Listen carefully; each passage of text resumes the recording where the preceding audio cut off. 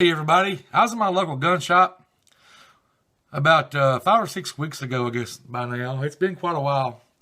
I went in there just looking around like I'm known to do. I'd like to go in and talk to them, look around for a few minutes.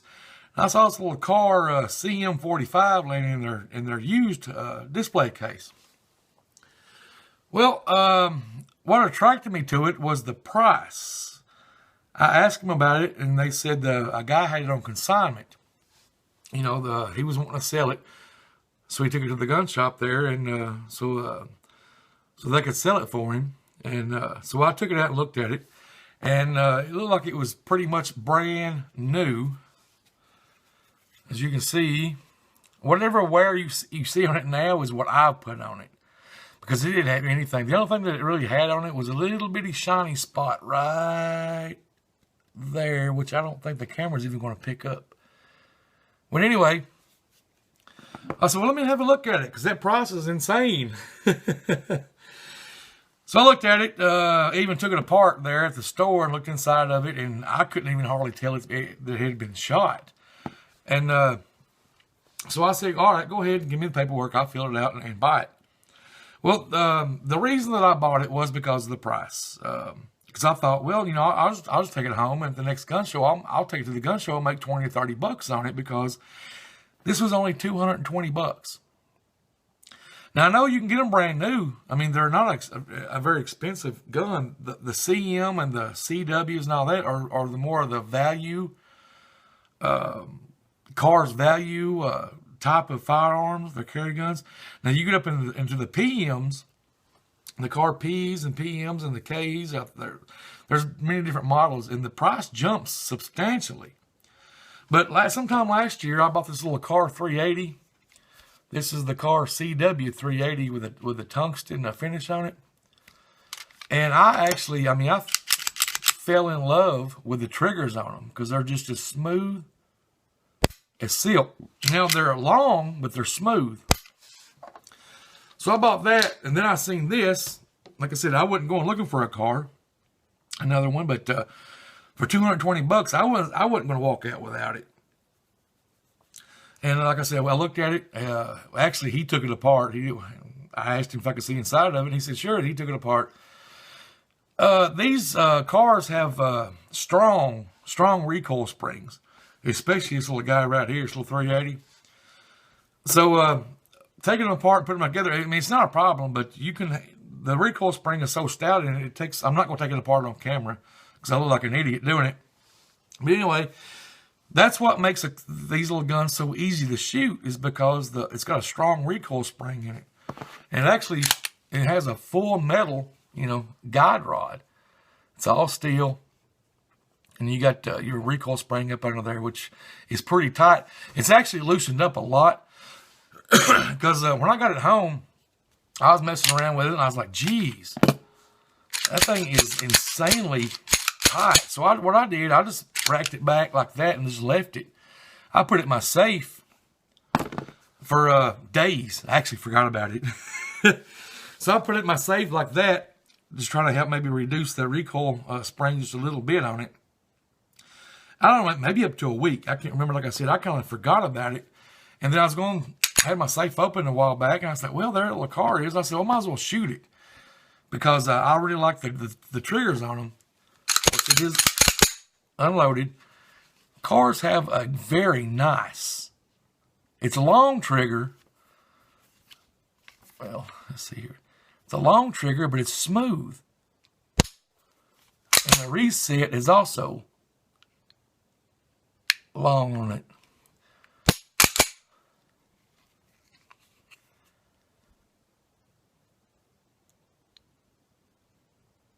You see how far it comes out before it resets? Now, when I took it down there, first of all, to shoot it, I had to get used to that trigger, because I'm used to my Glock, carrying my Glock, and the Glock don't have as far as a reset as the Kahr does. But also the Glock don't have the trigger is not as smooth either. So I had to get used to that long reset, because what I was doing when I was shooting it, I was coming out and doing that before I wouldn't let it reset. Got to bring it all the way out, then shoot it. But anyway, after shooting it, I put a box through it, and I was like, man, I kind of like it. Then I put another box through it. What I was shooting is so Federal aluminum stuff here. The cheap stuff, Federal aluminum case. I put 100 rounds through this, or of this through it. And a few days later, I was like, man, I really like shooting that little gun. I took it apart and cleaned it. There's a little bit of oil coming out there on the trigger. So I took it down there and put 100 rounds of the Federal brass case stuff. So I've got 100 rounds of aluminum case and 100 rounds of the brass case stuff. Then I put, well, I'll tell you exactly how many, because I've got 5 left over. I put 15 rounds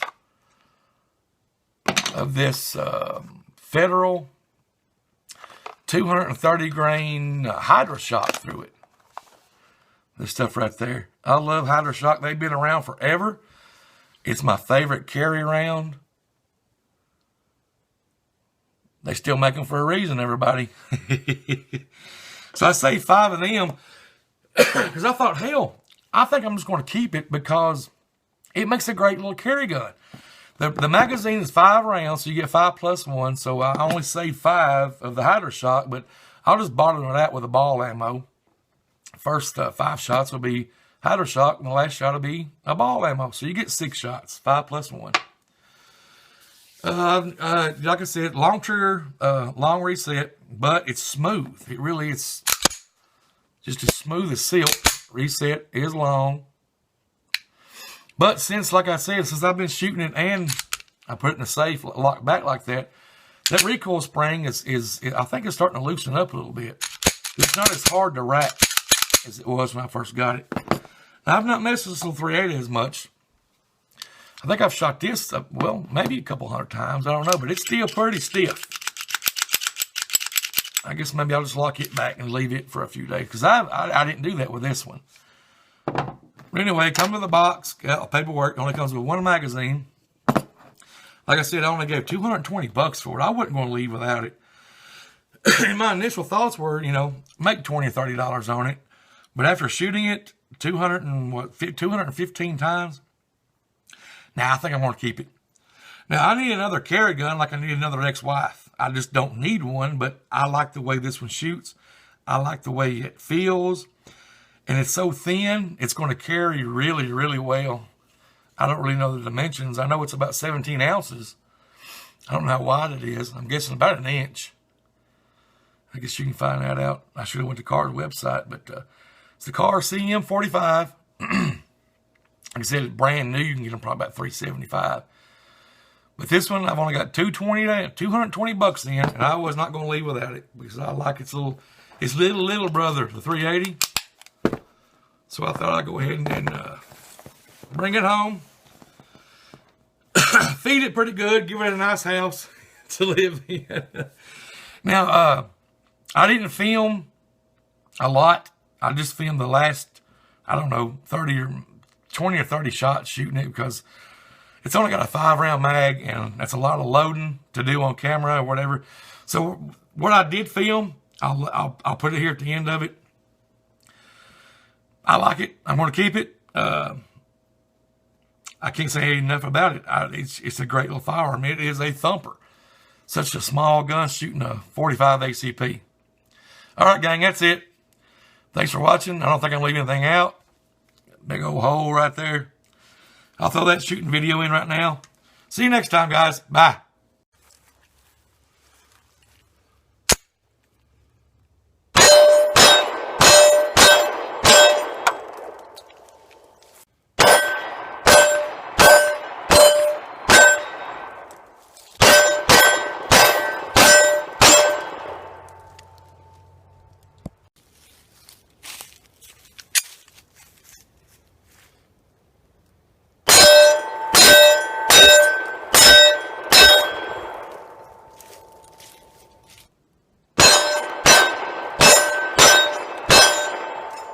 That makes a little over 200 rounds to this little guy, guys.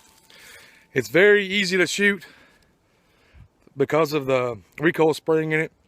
It has a very little recoil in it. I really like it. I'm glad I picked it up. And thanks for watching. These little cars are great little guns. Thanks, guys. Bye.